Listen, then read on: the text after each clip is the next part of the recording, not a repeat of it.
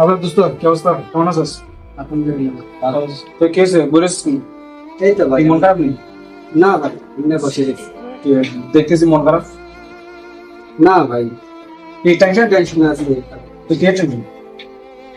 আরে না। বিদেশ বাড়ির মধ্যে কি টেনশন? চাই কর, কি সমস্যা? বেতন মাস 2 মাস ধরে মানে বেতন দিতেছে কিছু না, একটা দেশে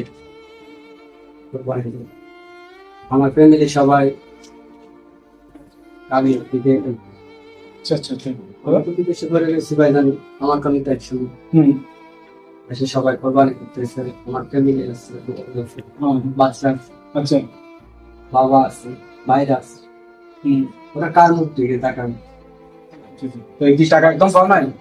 না ভাই, 1 টাকাও পাও নাই? আমার কোনো টাকা দেয়নি, 2 মাস হয়েছে, এখন পর্যন্ত কোনো বেতন দেয়নি। আচ্ছা আচ্ছা। তো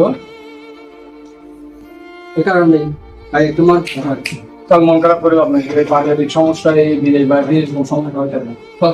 কিরে ফলাস, তুই এখানে কি করস? দোস্ত দাঁড়াতে আসি, তুই কি অবস্থা, কেমন আছো? খারাপ আমি তো পাইনি তোরে, তুই এখানে কি করস? আমি ওই যে আদাতের নাকি মন খারাপ। কিসের? আরে কি সমস্যা? ভাই আপনি বসে ও ভাই, এত বন্ধু বান্ধব দেখতে পাবার জীবনে, হ্যাঁ কি সমস্যা? চলো চা খাও, আসো আসো।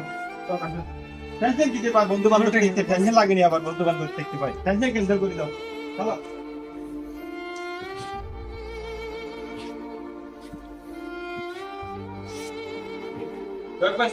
আমাদেরকে